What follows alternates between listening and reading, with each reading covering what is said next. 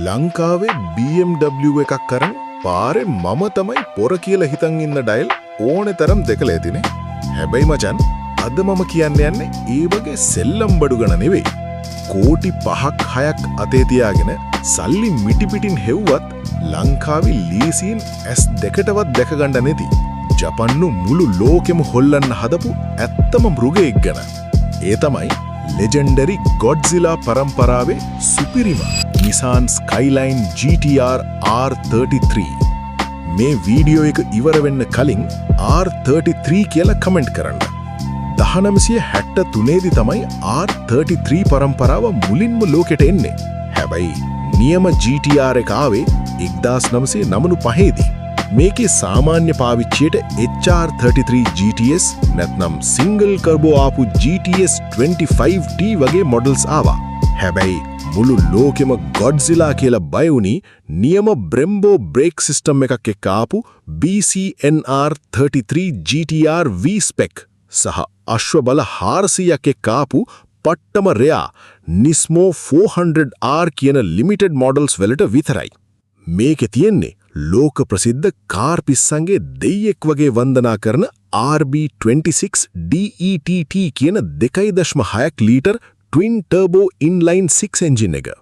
මේ මෘගයා මැච් වෙන්නේ 5 speed manual gearbox එකක් එක්ක. power එක wheel 4ටම බෙදිලා යන Atesa ETSS AWD system එක සහ super Hicas all wheel steering නිසා මේක පාරේ හැරෙනකොට track එකක ඇලිලා වගේ තමයි යන්නේ. ඒ කාලේ ජපානයේ තිබුණ එකඟතාවයක් නිසා පොතේ ලිව්ලේ horse power 280යි කියලා. හැබැයි ඇත්තටම ඩයිනෝ එකකට දාලා මැන්නම ස්ටොක් එකකින්ම horse power 310කට වඩා වැඩි. ඒ වගේම 348ක් NMක සුපිරි ටෝක් එකක් තියෙනවා. බිඳුවේ ඉඳන් 100 දක්වා වේගය ගන්න යන්නේ තප්පර 5ක් විතරයි. R32 එකට වඩා දිගින් වැඩි නිසා high speed යද්දි මේකේ stability එක පිස්සු හැදෙනවා. R33 එක කියන්නේ නමනු ගණන් වලාකු කාර් එකක් වුණාට සේෆ්ටි අතින් සුපිරිම තැනක තිබුණා. 1966 දී එළියට ආපු Series 2 එකේ driver සහ passenger airbags standardම දුන්නා. ඒ වගේම ABS සහ ශක්තිමත් full size chassis එක නිසා safety ගැන බය වෙන්න දෙයක් නැහැ.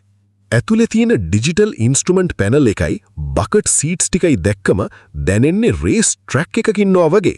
R34 එක වගේ නෙවෙයි මචං. R33 එකේ තියෙන්නේ පට්ටම wide muscular look එකක්. පාරේ බස්සල accelerator එක පාගද්දි twin turbo වල සද්දට පපුව ගැහෙනවා.